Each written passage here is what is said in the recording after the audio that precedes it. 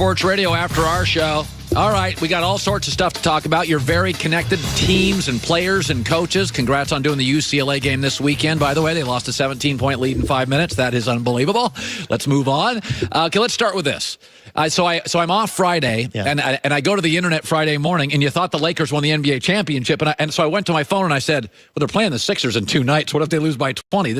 Why was everybody freaking out about that game-changing, season-altering win? Well, look, here's how I kind of framed it with Joy on Friday. Yeah. I feel like what happened with the Lakers is a lot like what's happened at both the places that we've worked. Yeah. That happens in other places in business where new boss comes in, and in this case, LeBron James. Yeah. And the first 3 months, he's everybody's friend. Yeah. And the next 3 months, he kind of figures out what's what.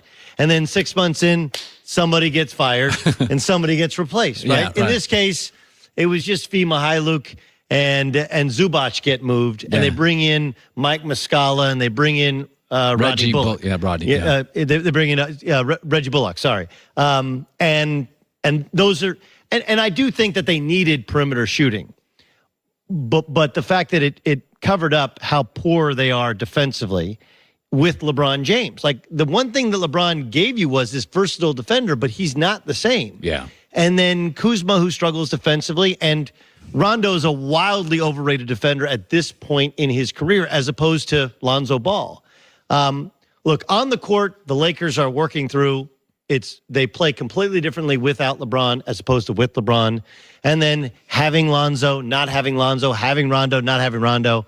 But I was alarmed at LeBron not really having juice yesterday after 2 days off. I know he went to the Virginia Duke game, and he's allowed to do so. Like, he's allowed to be a human being. But you show up midday game, and he just was kind of out there.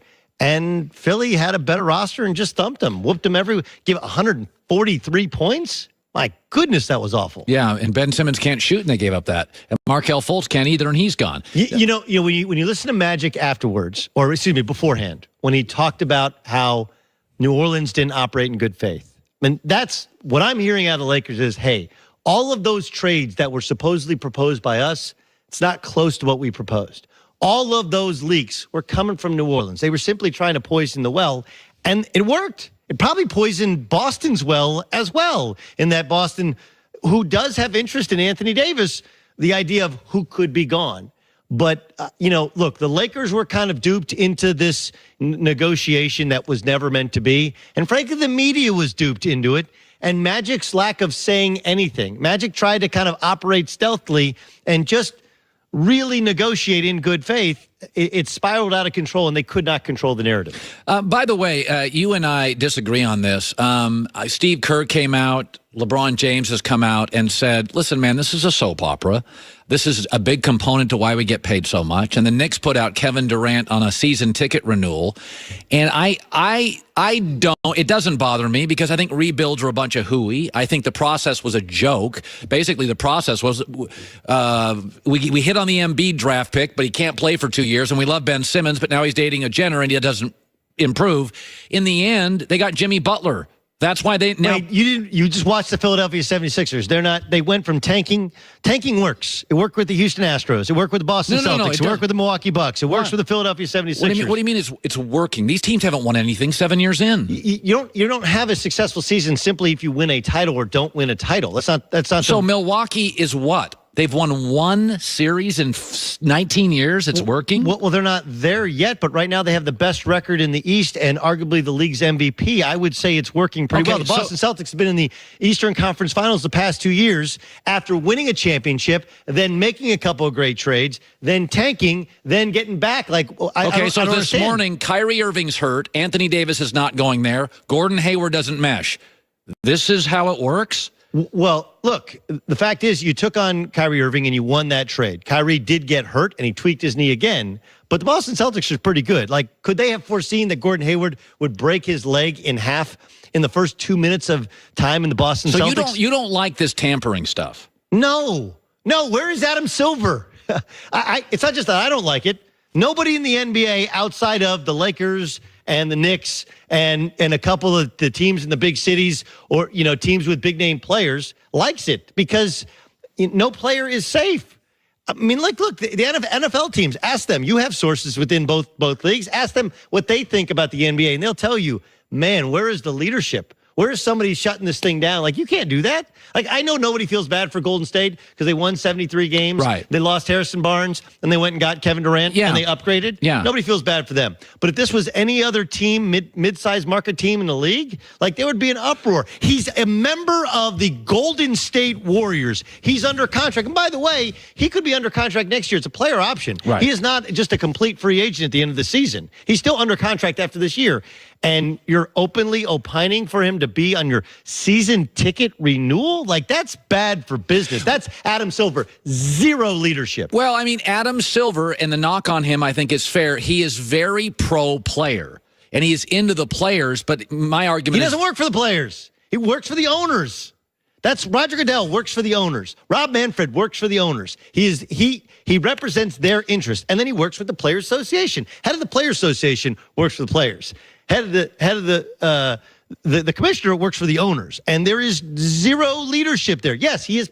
There's a difference between player friendly, okay, and player permissive. And yes, and that's the difference. It's just like you and I have talked to us about parenting, right? Right. There's a difference between, listen, being a little bit lax with what you make your kids do, and do they have to make their bed every single day? And hey, here's the keys to the Porsche. There's a full liquor cabinet. I'm going to be gone skiing for the weekend. Try not to make anything bad happen. That's basically what Adam Silver's doing. Well, no. Listen, it is the media loves Adam Silver because the media hates power and the NFL has power, and everybody thinks Roger Goodell's done a terrible job. To which I say, have you seen the NBA ratings and revenue over 8 to 10 years with Goodell? They're doing fine. Let me segue to this. Dak Prescott. Dak Prescott did two things you should never do. Talk about a guy's wife and talk about a guy's money. He did both. Bringing up Giselle, I just don't get it. And I don't, Dak, so here's the sound on Dak. Nobody's wife makes as much money as his wife does either. So make sure we know that, all right? When Tom Brady isn't the breadwinner in the home, then that's a great problem to have. So in that case, he can do that. He can do his contracts however you want to do them. All right, what do you make of that? He's feeling himself, right? He's feeling himself. He's like, look, I've been working for pennies, which he has been because of where he was drafted, and I was at a place, and for people who know how the CBA works, he was unable to renegotiate his contract. And so he's right to say, like, look, maybe you're going to overpay me, but you underpaid me for 3 years as a starter. But it misses the mark, right? It just misses the mark, especially when it's not like you had an even season. And he has every right to feel in negotiations like, hey, look, this is the way it works.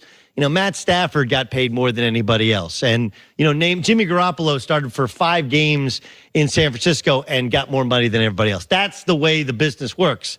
But it misses the mark where you're basically saying, hey, the only reason Tom Brady took less was because how much money Giselle makes. Newsflash to Dak Prescott, he was taking less money than top dollar before he was even with Giselle Bundchen. And, oh, yeah, by the way, that's the way in which you field a great football team.